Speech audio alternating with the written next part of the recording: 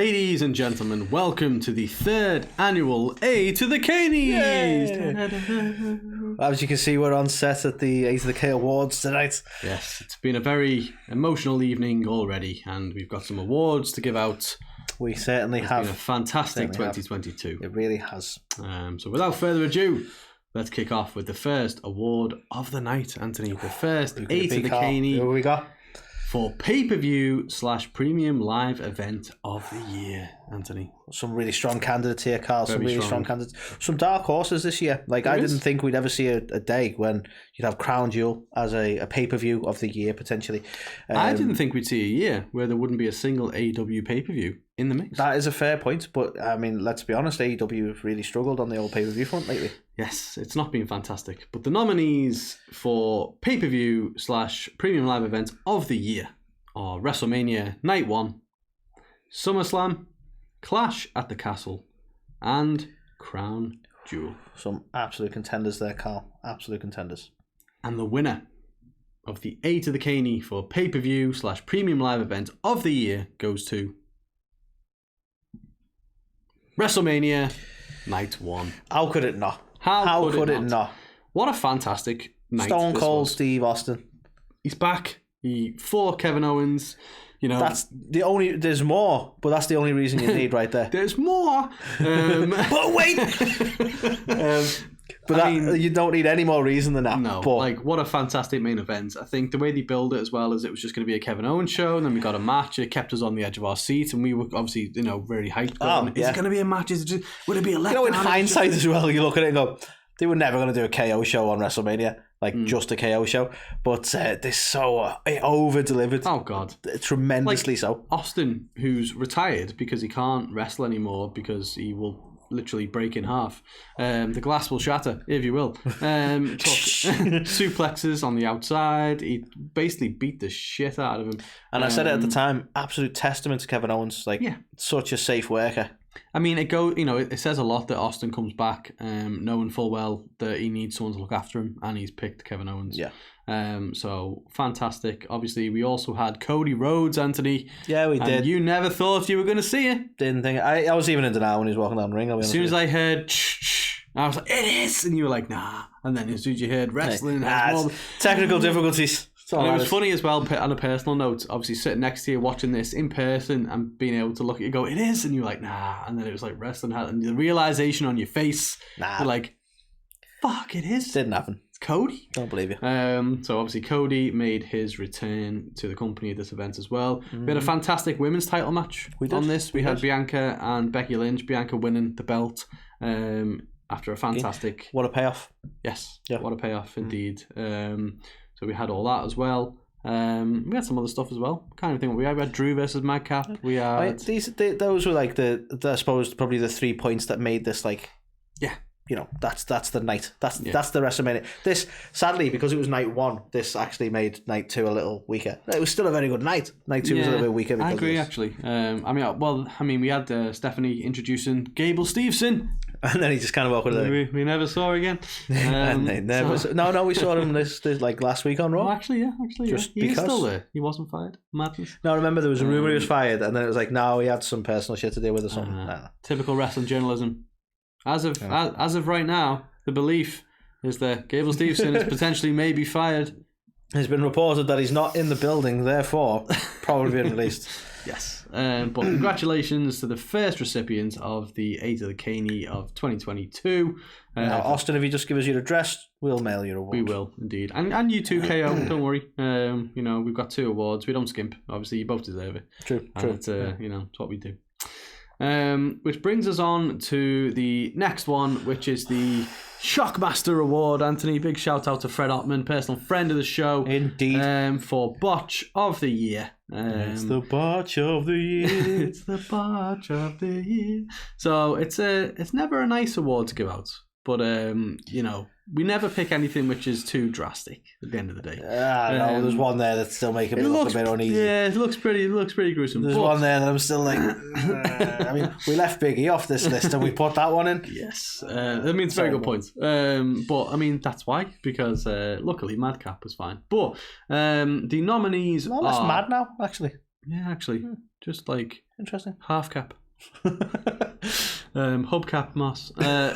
So we had Vince McMahon attempting to take a stunner from Stone Cold Steve Austin at WrestleMania Night 1. That amused me. We had the Botch shot lariat, courtesy of CM Punk, who can't do that move at all, no matter how many times he tries.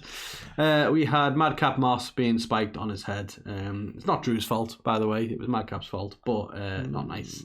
Yeah. And we had John Moxley aggressively running towards Hangman, only to fall off the stage as he approached him.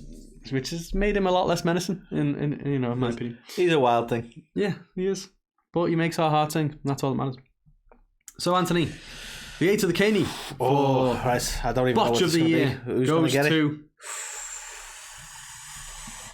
Vincent Kennedy McMahon. I'm so glad. I feel like we're going a bit WrestleMania centric at the minute, but this was probably the funniest botch. It was the worst stunner ever. And it was worse than Linda McMahon's stunner. How, you know what I mean? Like, way to one up your ex-wife, Vince.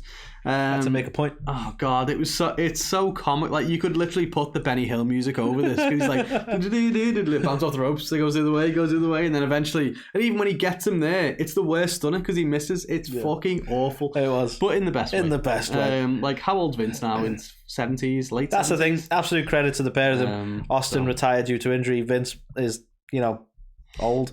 Yeah. And still willing to just go in the ring. And to be fair, he's already broke both of his knees in the past. So the fact that he can't stand up on them, he's kind of like Bambi on ice, isn't he? It's not true. I mean, Vince is a man who's tore his legs just walking. So yeah, well, exactly. It's in the Kevin Nash club, if you will. There's quad tears everywhere, but. Yeah, congratulations to Vince. And should we let us know your address? The awards, yeah. We know your address. Don't worry. We know you've moved from like 1 Stamford, Connecticut to like 100 Stamford, Connecticut. But we know. Yeah, we know. And we'll also send one to you, Austin, as well. Why not? We've got your address, so it's fine. Yeah, it look weird just having the one trophy on the wall. Exactly. When you won 2 awards. You know what I mean? Everyone wants 2 A2THEKNIES. It's like it's a rite of passage. Of course. Which brings us on to the next award, and this is the Roddy Piper Award for Talker of the Year. I love the nicknames. I know. We need more, to be fair. We've only got 2. Personal grievance. I don't know why the fuck Cody's even here.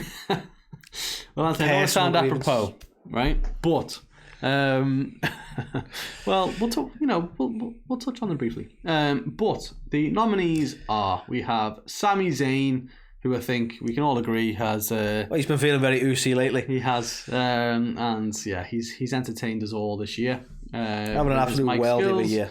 We've had John Moxley, who has been given significant promo time in AEW, and let's be honest, really, helped the company at a time when it needed it and been crucial at that moment. And a lot of that's down to his skill both in the ring and on the microphone. No one can touch him. And the next one's MJF. Maybe you can. So, I mean, who's synonymous with even saying, insert name of town, I have the microphone. Because he's always got the microphone. That's true. So he's definitely a talker. And then Cody Rhodes, much to your chagrin. I was going to say that. I didn't know how to say it. It was like chagrin. You could probably say that. Yeah. Much to your chagrin, is also on this list because I think obviously he started out the year in AEW, given some. He did that promo where he was like, "I'm going to climb a ladder." Remember that? Honestly, the only award I'd be willing to give Cody at the A2THEKNIES would be the Flip Flop Award for moving companies so much in a year. Which obviously he could only win this time around. I'm sure he's going to stick with WWE for a long time. But also, way to spoil the results, Anthony. People thought Cody was winning this. But if Cody wins this, I'm quitting. But yeah, Cody obviously did some stellar promo work for AEW when he was there, and then obviously since he came over to WWE before he got injured, he was always given significant promo time, and including one thing I learned, Dusty and stuff. Yeah, so the one thing I learned was who his dad was. Yeah. Thanks to WWE. You didn't know about that before? Did not know that. Right, interesting. Yeah, he's always tried to keep his personal life private. He's like that. But I don't know the name of his dog, his daughter, his wife, what car he drives, his mailman, the fact that he wears red bottom shoes. Yeah. I don't know any of these things. No. And his cigar company and his drinks company and stuff. Yeah, completely. He's a mystery, that man. So the winner of the Roddy Piper Award for Talker of the Year, Anthony, goes to the one and only MJF. Of course it does. Was there ever any doubt? No. I mean, this guy and a microphone is like a fish and a bicycle, you know? Just, isn't that a saying? I don't know. What's that from? I don't know. But it is a saying. Like it was like a nuts saying. I can't remember who said it now. It's like a fish without a bicycle. It's like, that's the one. Doesn't make any sense. What was that from? If anyone knows what that was from, if you could let me know in the comments, because that's going to bug the fuck out of me. But MJF, I think, constantly delivered some fantastic promos. Very real, raw, no pun intended, cutting edge promos he went as well this year. All out. And on a few people, he went all in. So yeah, I just think. Fantastic on the mic. Indeed. And he likes to tell the fans that he's the one with the microphone a lot. Weirdly, like, we probably have picked a fairly polarising one, though, because you either love the guy or hate the guy. A lot of people are like, he's just going for cheap heat, he's not that good. Yeah. I disagree. Whether you love or hate him, I don't think you can deny that he's got exceptional talent on the mic. You know, he's definitely the best talker in the business. Why is it when I say talker, I sound like I'm from New York, by the way? Where's that going from? The best talker. Get a hot dog, a bagel, and coffee. I just want to personally apologise to the people of New York. Yeah, I'm sorry. Well, actually, we got fans in New Jersey. Maybe it was more New Jersey. Maybe that's what I meant. That's where MJF's from. The people of New Jersey are probably enjoying your New York accent. That's why. Yeah. So well done to MJF. Obviously, you know, when we saw him, sent us your address. Well, no, we saw him in Liverpool, didn't we? He was like, anytime. He gave us his business card. You know, he's gave top us a guy. hug. Really friendly dude, actually. Yeah. Elbow as well, which is nice. So the next award is Babyface of the Year, Anthony. And none of these look particularly young, so I am puzzled by this category. I kid, of course, and no offense to Bianca Belair when I say this.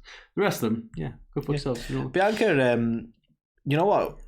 Really strong contender for Babyface. Like, the bit that leans me slightly against it is going, well, it's almost kind of become overdone this year. I really wanted to turn heel. Yeah. That's the only downside to it, but she's played a fantastic babyface this year. It's like a double-edged sword, and it being a babyface. Weirdly, it's the same problem for Drew, isn't it? Really? Yeah. The fans are so fickle; they turn on you so quick when you're a babyface.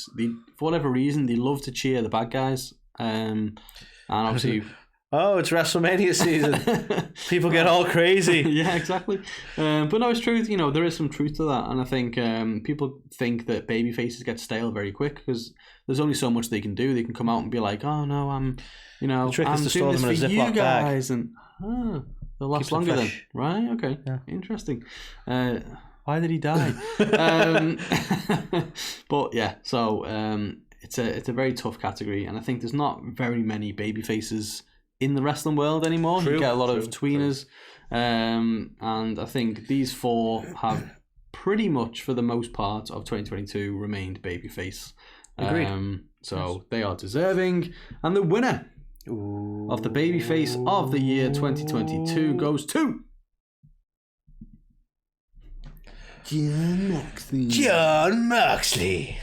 He's about to find out that being a babyface is harder than it looks. I love how doing the John Moxley is basically like Weekend at Bernie's. It's just like doing that all the time. And then you bounce against the rope to go back again, pretty much. But yeah, I think so deserving given the situation for AEW.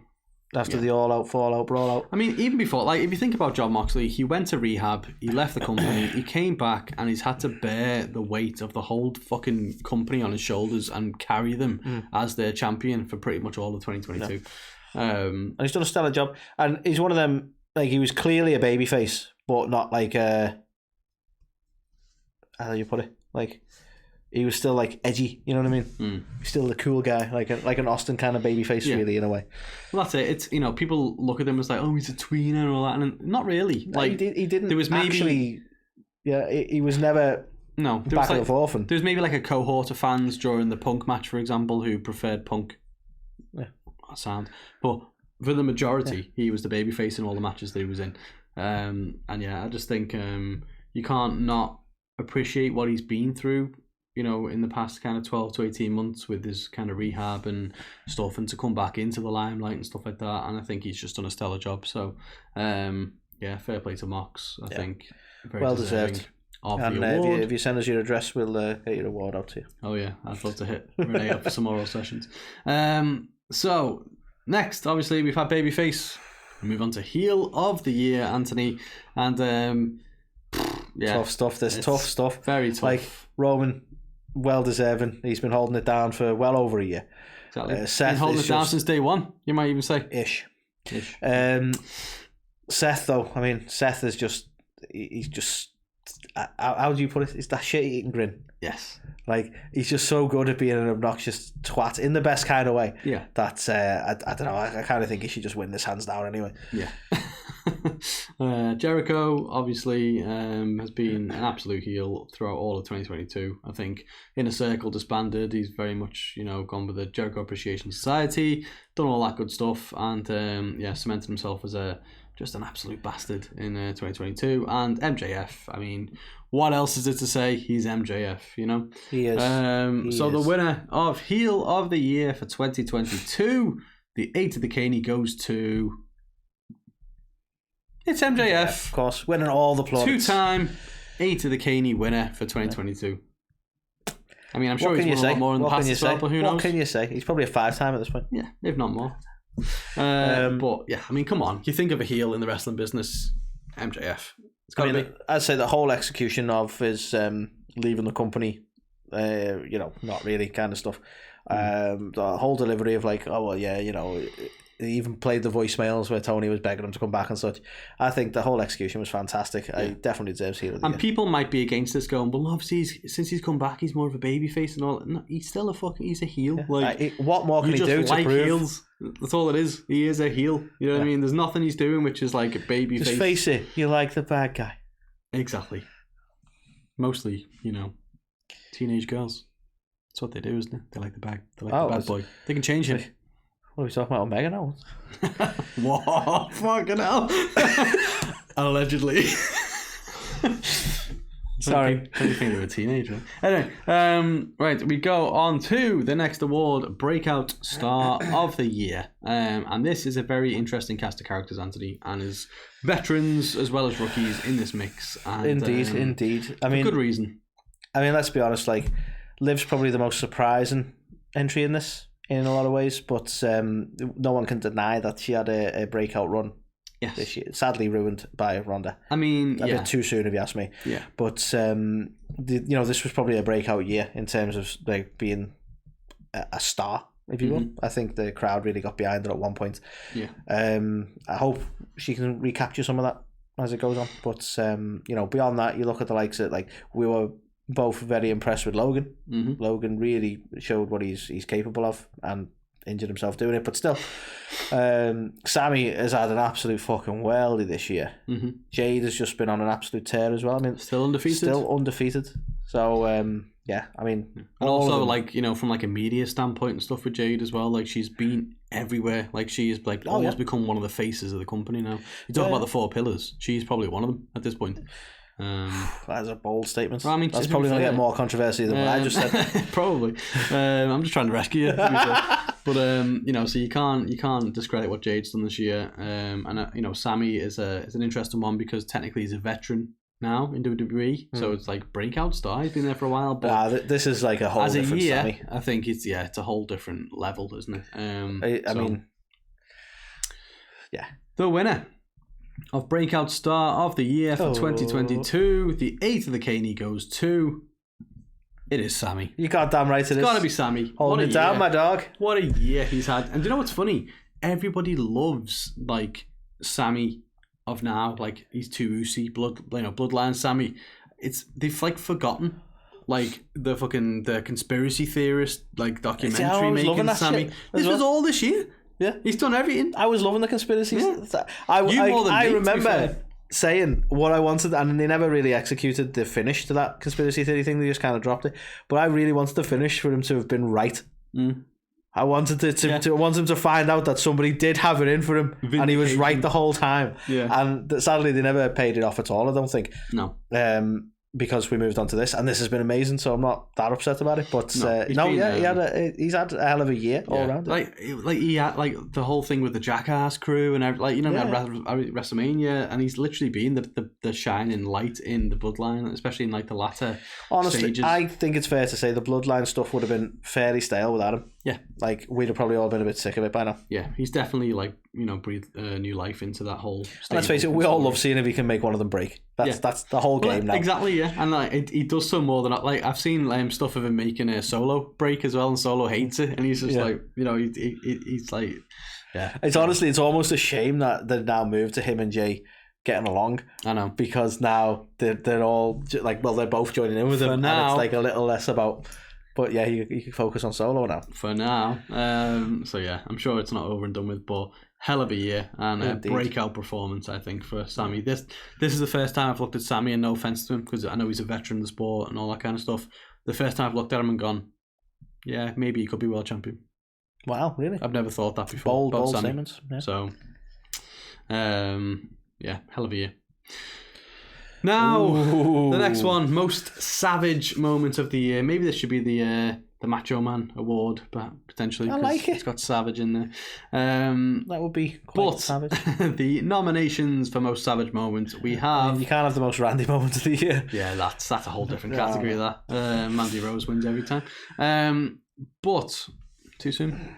No, I was just thinking like, previous years she may not have been the winner, but she's definitely won this year's. Yes.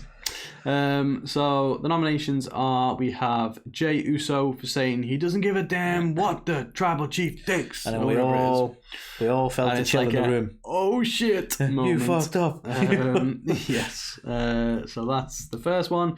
We then have MJF's promo. The infamous "Fire me, you mark." The MJF pipe bomb.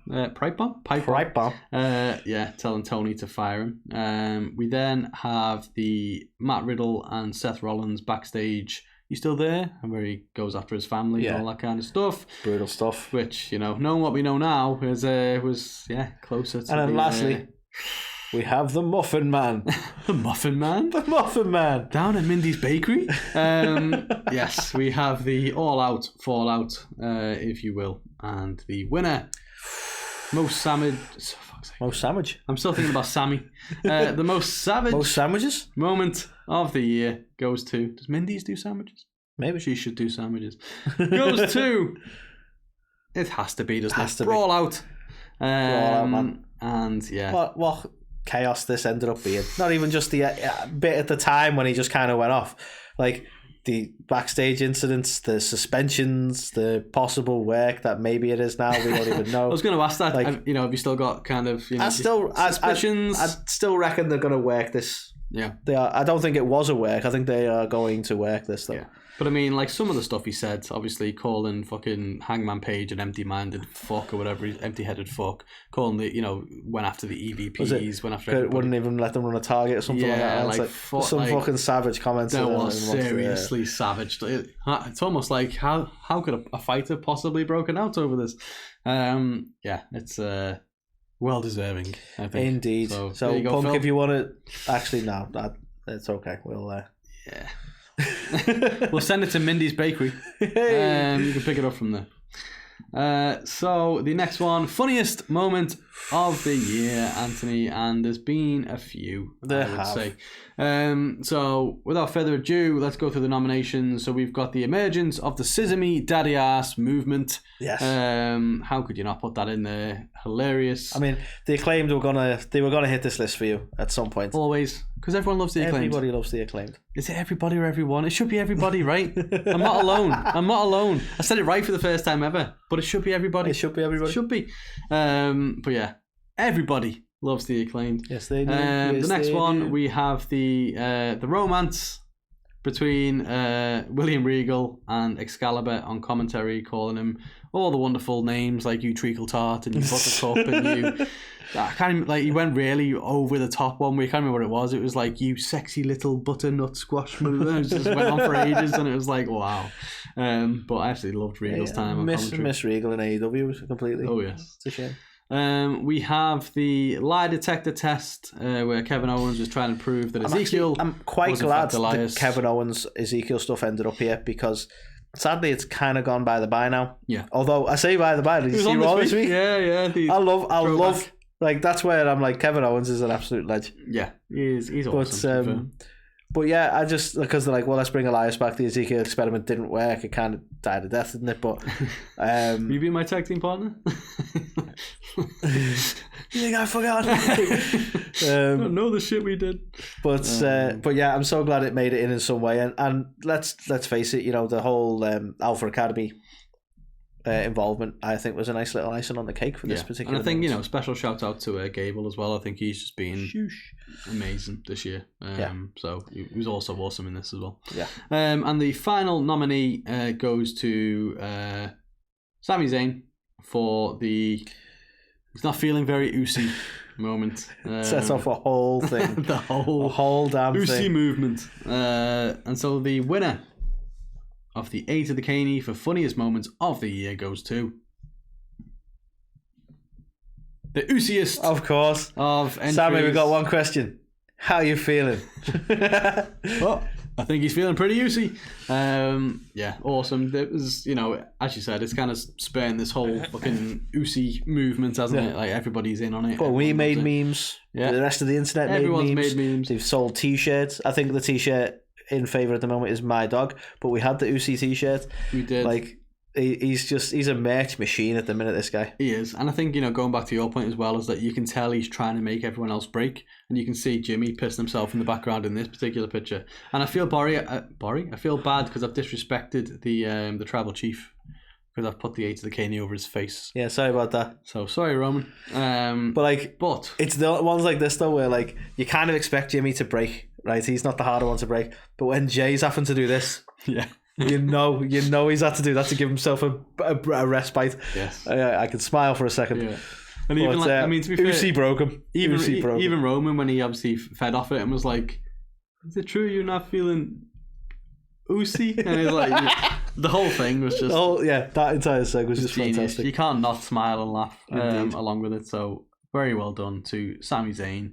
It's the funniest moment of the year, which then brings us on to surprise of the year, Anthony. Do you know what? In a year when I would have thought Cody would be the biggest surprise, there's been really strong contenders around us. I mean, you were certainly the most surprised that Cody showed up. I was convinced he was going to be the Ring of Honor guy. Exactly. And I was convinced that Vince would never go anywhere. He would die before he left. I was hoping there'd be more to that sentence. He would die!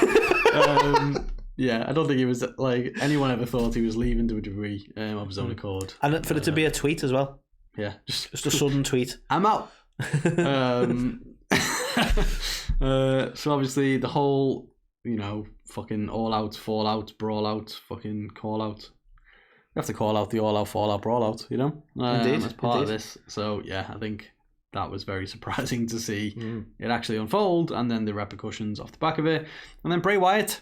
His return. I think mystery White Rabbit. A lot of people thought he was done. He was going to go somewhere else, and then lo and behold, after all this intrigue, it was in fact Bray. So they are our top 4 surprises. It comes to something when Bray is the least shocking thing in this. No, yeah, it's weird, isn't it? Crazy. But the winner of the A2THEKNIES for surprise of the year goes to.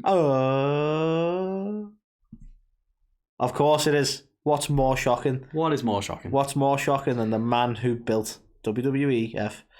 WWF? Retiring. Whose house? Not Vince's house anymore. Apparently. A man who, as you say, we all expected would just never retire. No. I literally expected to be here for WrestleMania 60. 78. And he's just there as a ball of dust. Just going I can still do a bump. Exactly. So yeah, very, very surprised to see Vince step down this year. And obviously it's been okay so far under the helm of Helmsley. But yeah, let's see. Obviously, fans are fickle, as I like to say. So let's see whether the fans are feeling Usi this time next year. Indeed. But hell of a surprise. Hell of a surprise. Which takes us, Anthony, to the coveted match of the year, and it's always very tricky. In particular, this category, there's so many matches, and it's all down to personal preference. And I think that's where we've tried to take into account, obviously, the IWC's favourite matches this year, as well as our personal favourites. And here's we throw it out the window and pick whatever the fuck we want. We just do what the fuck we want to do. But the 4 we've narrowed it down to. So we've got Hell in a Cell, we've got Seth Rollins versus Cody Rhodes. Which, again, if it was just our opinions, this fucker wouldn't be in there. Yeah, I'll be honest. This was very overhyped, wasn't it, to be fair? I think match ever. Oh, because he had a torn pec. It's like, it didn't, yeah. Yeah, probably shouldn't have happened, Cody, to be fair. That's all I'm saying.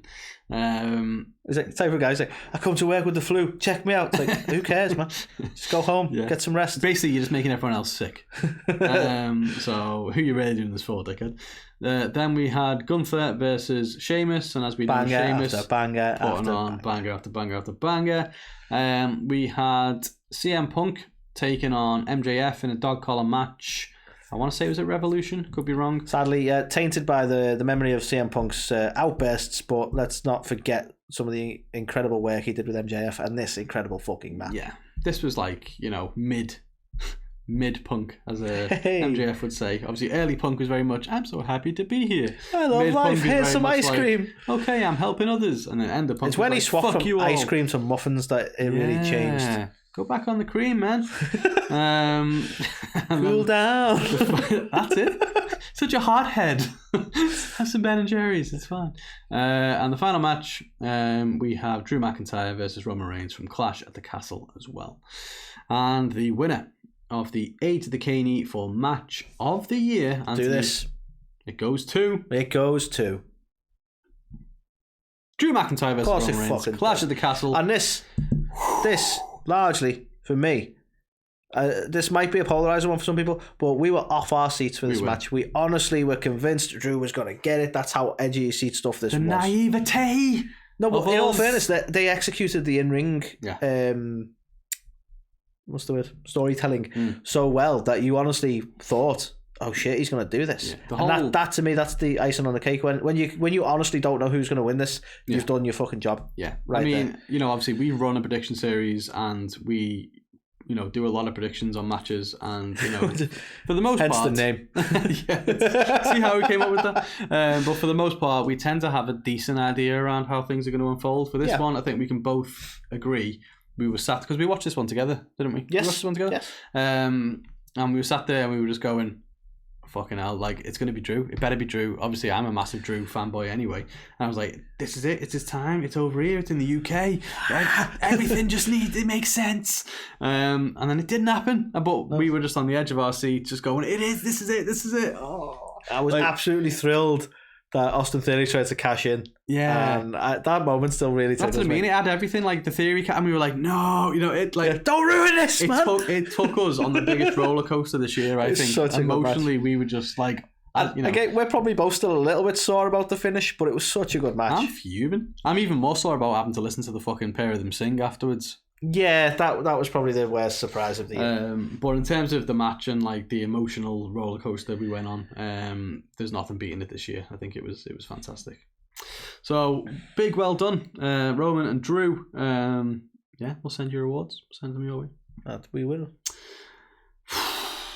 This one is always the most difficult thing to pick, especially this year because we've done our most interviews ever in a year. Do you know what? Genuinely, we love every single interview we do. Yeah, like it's like picking your favorite kid, and it's like, well, I haven't got any favorites, yeah, but he's a dickhead, It's like, but and like the ones who aren't on the final four, like were still fucking amazing. Yeah, like all these were still amazing. Like it pains me. Like I'd love to just list them all here at least. Because it was everyone exactly. You know what I mean? But like obviously, there's not a bad interview we've ever done, and we say this and we maintain that it. Sounded like a brag because we're awesome. We meant our experience with the interview. But like we don't I think we've always said this. We don't just like send out like mass comms to people and go, can we? Will you come on our show? Like we only ever speak to people we're keen to speak to. Do you know what I mean? Yeah, there are people like. We've never messaged, and that's no disrespect to much that. We could have had Jeff Jarrett. I didn't want Jeff Jarrett, right? You know what I mean? Like I'm going to Jeff Jarrett because I hate Jeff Jarrett. He doesn't like Jeff. I don't want to speak to him. Just get over it. We've always, like you say, we've always tried to approach people we really want to talk to some could and some couldn't. These are the wonderful ones who were willing to give us the time and to speak to them. You know, a lot of variety as well. I think on the final four that we put forward. Yeah, for this. I mean, this is where I really like the final four for that reason because we got to speak to Lady Bird Monroe, who is actually of the year as well. Yeah, she was actually a Carl find of an independent wrestler who you were like, no, she's future. You can just tell, you know what I mean? Like you see somebody and you just go, do you know what? She's got something. Yeah, she really does. She's got something. He was like, now, like, it'd be awesome to speak to her. And I think this was the start of Future Focus as well. Where we're like, she's the future of the business, and we want to speak to her now before she's famous. You know? Yeah, get in there early. So I think that's rather than because obviously we've got the likes of Devon and Santino who are like veterans in the biz at this point, and you go, well, you know, it's great speaking to them about the long career they've had, but it's a whole different interview speaking to someone who is starting their career. So there's obviously there's matches they've done, there's highlights of their career so far, but there's so much that they want to do, and there's so much you can talk about in that sense. Yeah. And obviously we've got two who are now retired. We've got a Hall of Famer in there, and Devon, and like what a get Devon was. He's probably our most viewed interview of all time. That was too British for me. I thought you were calling him a get. What a git. But like obviously no, you're right. Like, and again, it's like God's like any one of these giving us their time is just awesome. But, and I think for Devon as well, like he was someone who we just kept missing. We couldn't sync up. I think he even says that in the interview. Yeah, he took it on himself, didn't he? He said, do you know what? These guys won't say it, but I will. I fucked up so many times, and he was just like such a genuine guy. And then I always love the likes of like Behind the Glam being the example we've got here. Got to speak to the wonderful Danny Danino, and it's so get nice more of an idea of behind the scenes stuff, you know, because it's like obviously no disrespect to the wrestlers, but it's like we see a lot of that. So much goes into. There's so much we don't see behind the scenes, and we're always fascinated. Obviously, the first one we did was Behind the Mask with Stanley a couple of years ago. Yeah, wonderful. And we were like, we want to do more behind the scenes stuff, and obviously the opportunity came up with Danny, and you look at the looks that she's delivered for AEW. Yeah, even still, like most recent, like I think Darby Allin put up one like this week that she did. And it's like you know, you see them on action figures and you see them on the fan art and everything. And it's like she's creating iconic looks. She's got Darby Allin action figures now on her wall. I think it's fair to say, she probably is more of a wrestling fan than she's ever been, but she didn't start out as a wrestling fan. So she wasn't the type who was collecting figures and watching the show every week. No. She's learned. It's fascinating. She loves the business and learned from the business. Yeah. But I think it's fascinating that she's collecting them now because it's not just Darby Allin who can go, that's my figure. She's like, that's my art right there. Yeah, which is fucking being cool. Turned into this fucking thing. But and then obviously Santino, you know, a very recent one, but just such an awesome, cool guy. Really is. You know, we spoke a lot off camera, as well. And he's got a son roughly around our children's age, so it was a bit of I think relating in that sense as well. Yeah, and I think some of it even came into the interview. We were chatting about like taekwondo and martial arts and stuff, and obviously my little boy does taekwondo, and just like I don't know, just such a lovely guy. He's like, you know, he's coming over to the UK for the Love of Wrestling next year, and he's like, you know, if we go, then we should definitely go and have a drink and stuff. And it's like fucking awesome. The prospect of let's go and have a drink with Santino. Like what a cool guy. So obviously we've loved every single one we've ever done, and this year we've just had so many as well. So it's been even more, probably the most difficult to pick. But and I get if it was us, we'd say well, let's just pick them all. But we've had to cast this to a vote, and we've had to try and get the pick for the year. I believe you put this on socials as well, didn't you? So so we've had some feedback there as well. But the winner I'm just trying to absolve us of any blame. A2THEKNIES for interview of the year goes to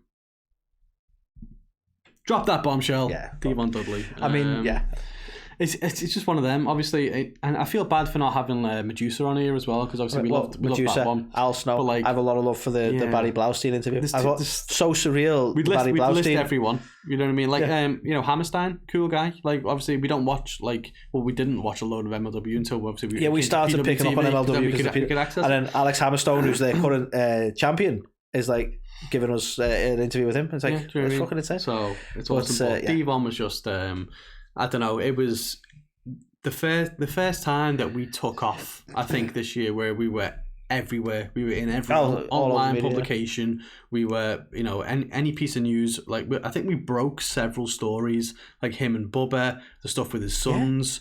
We broke news. Which is pretty cool. It actually was breaking news. Yeah. So I think obviously we owe him a lot for taking the time to sit with us and reveal that kind of stuff to us. So yeah, especially because bearing in mind he's still working. So he is still and was at the time NXT like on a daily basis. That's what I mean. He's still there under contract, which is always harder. Yeah, but even outside of the contractual stuff, he busy as they all are, busy as fuck. And so do you know what I like as well is that obviously, because we are so appreciative of everyone we've had on the show, we've obviously sent Christmas cards and stuff this year, and like obviously Devon's been obviously responding to us and stuff and being like same to us and our families and stuff. So just a class act all round, and a great interview.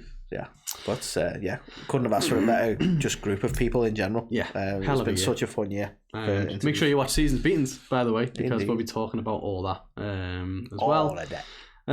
So now we come on to the final slog. We've got tag team. Final slog. If you're still here with us, God, it's took some effort. Yes, we had a lot of awards to give out. So tag team of the year, we've got obviously the Usos, the longest reigning WWE tag team champions. We have FTR winning belts all over the place. Alpha Academy, an emerging tag team in WWE this year, really kind of. I'm a bit nervous. FTR were a bit upset that the Usos won PWI's tag team of the year. I don't know how they're going to feel about this one. They might win. They might. I'm a bit worried if it's not FTR, what the reaction's going to... I kid. They're never going to... The final tag team is, of course, the Acclaimed, who really emerged this year and went on to win the AEW Tag Team Championship as well. You know what? The Acclaimed is probably for me, story-wise, over the year of being raised up to the tag champs. I think it's been fantastic to watch. Yeah, definite shout to them. I don't know who's going to win. Obviously, it's a mystery. The winner of tag team of the year is, for the record, Sesame Daddy Ass. For the record, I did not know it was going to be them. I genuinely didn't know that. It seemed like I was just playing that game, but I didn't genuinely know. So it has to go to the Acclaim, let's be honest. I think because everybody loves the Acclaim. What a breakout year for them as well. To be fair, they probably even could have made it into the breakout list. They've had such a year. They've really took off. The fans have got super behind. And this is, look at Carl's year with them, where he was like, I don't get it. Then he was like, Max is awesome. Then he was like, they're awesome. Then now it's like everybody loves the Acclaim. Yeah, it's been a bit more than I've loved them for a while. Stop, just don't do that to me, man. Sorry. Don't bring this back up again. It's old territory, okay? There was one small time in my life where I was wrong and I didn't. Yeah, I love the Acclaimed. Everyone loves the Acclaimed. Everybody loves the Acclaimed. Everybody loves the Acclaimed. What's the right one? I don't know anymore. It should be everybody. Fantastic tag team. Just indeed awesome. And the fact that they were homegrown in AEW, they were thrown together, they hadn't teamed for a long amount of time. They're phenomenal. So I can't give them any higher praise. They're just killing it. So killing it. And Billy Gunn as well. He's in. I chose a picture with him in it for a reason because I think he's just added so much. Willing to ditch his own sons to put these guys over. You can't say more than that. You've seen the sons. I kid, of course. So yeah, big well done. We've then got Female Wrestler of the Year, Anthony, and again, very tough category. I am not going to say a word. I just think this is a no-brainer. I'm just going to say that. Okay. So obviously we've got Bianca Belair, won the belt this year, is the mainstay of WWE's Women's Champions at the moment. We have the Professor herself, Serena Deeb, who obviously has put on some fantastic matches this year as well. We have Jamie Hayter, local lass. Say local, it's not really that local, but she's from Britain. More localer than Jacksonville. Yeah. And obviously went ahead and won the AEW Women's Championship this year. And then we've got Rhea Ripley, who has had quite a journey and transformation this year, with obviously the Judgment Day and that kind of thing as well. Maybe a bit of an unpopular take, but my take certainly, Rhea has kept the Judgment Day relevant. Yes. She has been the highlight of that faction and is the lead, whether they want to admit it or not, she's the leader of that faction. Mm-hmm. I agree. She always has been. She is their mummy, as she would like to say. But who is the winner? That's the way Dom says it, for fuck's sake. Fuck Dom. Sorry, Bob. But the winner of Female Wrestler of the Year and the winner of the A2THEKNIES 2022 goes to It is Rhea Ripley. It is Rhea, of course. You were right, of course. How could it This not was, be? to be fair, I was like, I was a clear winner. This was close. Like, Jamie, I think, deserved it because it was a really good and surprisingly quick sort of like run in terms of popularity and get into that title scene. And I so think she was like deserving of the win. But again, Rhea has kept that stable.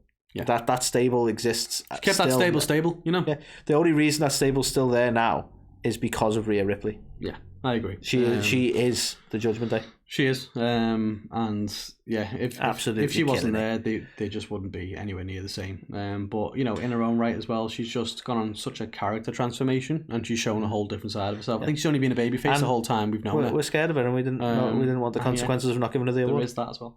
But no, I think great year for Rhea. So we will send that award. A great year for Rhea. Oh, yeah. At least I didn't say Rhea of the year. I still think it's a anyway. Male Wrestler of the Year is the next one, and again, probably not too unfamiliar faces here because, yeah, these are probably the standouts of the whole industry over this last year. I mean, where did they rank on the PWI? I'm pretty sure they were all in the top 10. I imagine so, or at least they're thereabouts. I definitely read that. We were in it. We do read it. Where do we rank? Top, I assume. Damn right.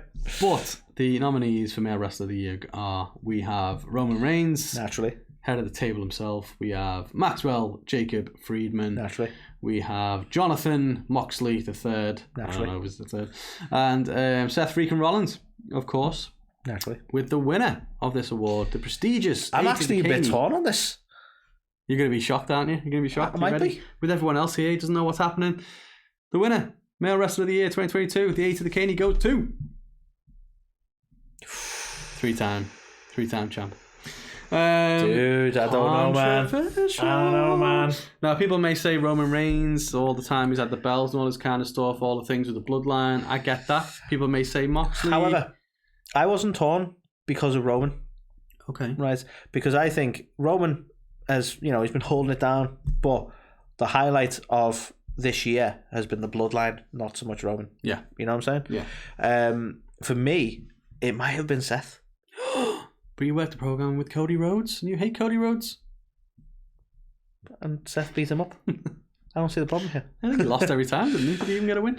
No, I think, yeah, I see where you're coming from. I think Seth is just, he's had, like, look at the stuff he did with Matt Riddle. It's just constant sort of ability to just be likably unlikable is insane. Yeah, he's had a really good year, I think. And I don't know why it's a moment in my mind, but the media scrum after Clash, when somebody said about like him not taking it seriously, and he sort of was very honest for that moment about how seriously he takes the business. I was like, that kind of enamored me to him a little bit as well. I'm like, because I was kind of like, how dare he suggest that? He's a professional through and through. That's why he's in character all the fucking time. Yeah. And for that suggestion, I was so glad he sort of went into that and explained how passionate he is. He didn't win. But that would have been my contender. Yeah. Like, I totally get. That's fair. We'll move on to MJF now, the clear winner. Yeah. But that would have been my contender. Yeah. For it's fair. I think the thing with Seth, I think one of the reasons why he didn't manage to get it this year was because he wasn't around the main event scene as such. He had the stuff with Cody, he was sidelined, he had TT stuff with Roman, then he was with like Riddle, then he was just kind of with Theory and stuff, and he's just, I don't know. And I also think Roman beat him. Beat him badly. But it was teased, the whole Shield thing. Now he was gonna maybe come back for him and all that, but it didn't really happen. He was still like, I'm still a contender, blah blah blah.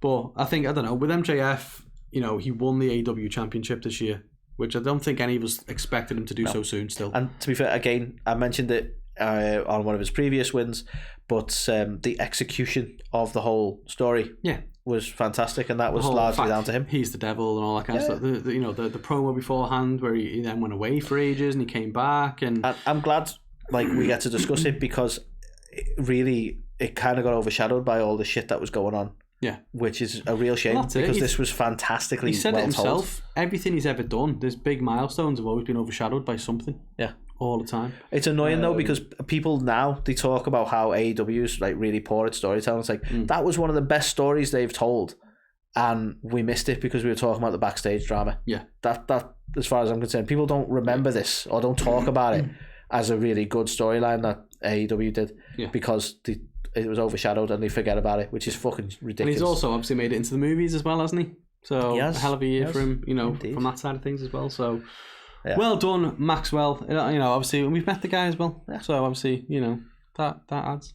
I'm not biased, but it helps. You're the real Platinum Max. Which takes us to the final A2THEKNIES of the year, and it's always a very tricky category, this.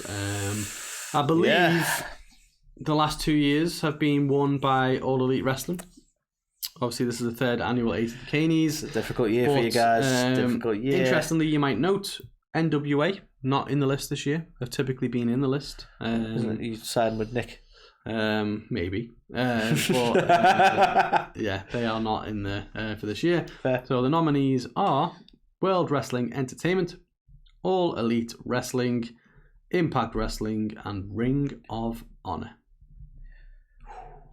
Solid contenders. I mean, Ring of Honor obviously went from like being non-existent to revived, so I think that's fair to be in the list. Impact has been like, whilst people kind of sleep on Impact now, like Impact's almost used as like AEW is just Impact 2000, which annoys me. Impact is like just quietly carried on doing what it's doing and is doing it really fucking well. Yeah, so, there's been some really good stuff on there, to be fair. It's a shame we don't have the time to watch it more, but Mickey James's Last Rodeo. Last Rodeo itself is a whole story, isn't it? So, and then obviously AEW and then WWE as well. But the winner, Promotion of the Year 2022, is WWE.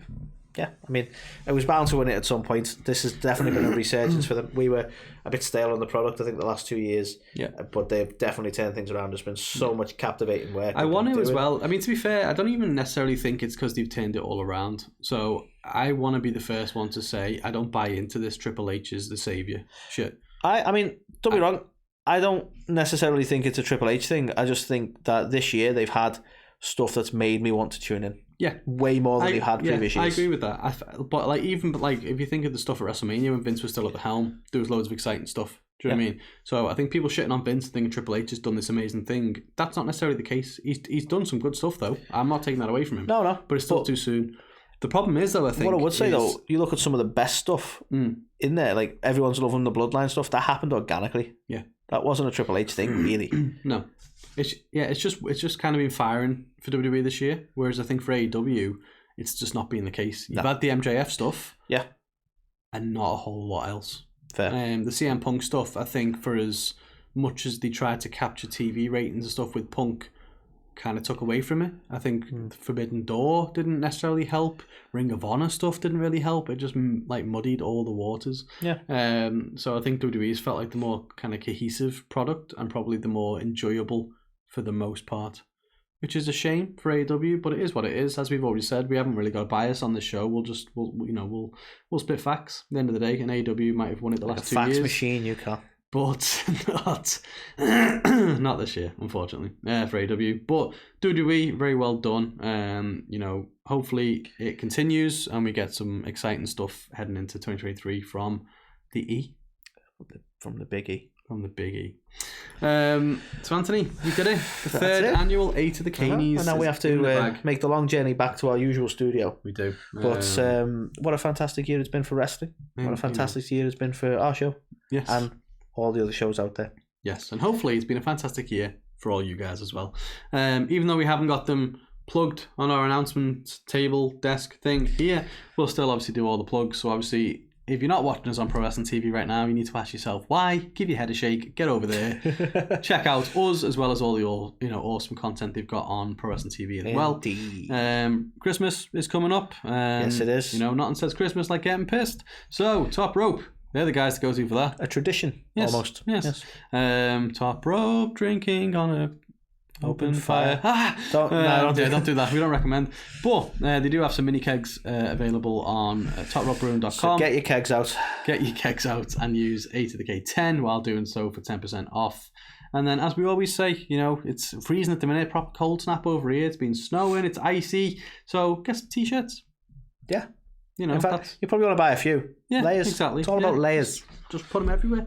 And you can do that on Pro Wrestling Tees. And you can also do it on Alt Wrestling Tees. So collaboration we've got with those guys on our latest designs as well. You can get them on Instagram at Alt Wrestling Tees. And also they've got their own Redbubble. Indeed. So you can buy our designs plus many, many others from other podcasts, other wrestling-inspired ones. And there's just great stuff, isn't there? Available for all. But yeah, thank you for joining in to the 3rd annual A2THEKNIES. And we won't use our usual sign off because it's not appropriate for an award show. It's not. You know what I mean? So instead, we'll just say, see you later. Bye.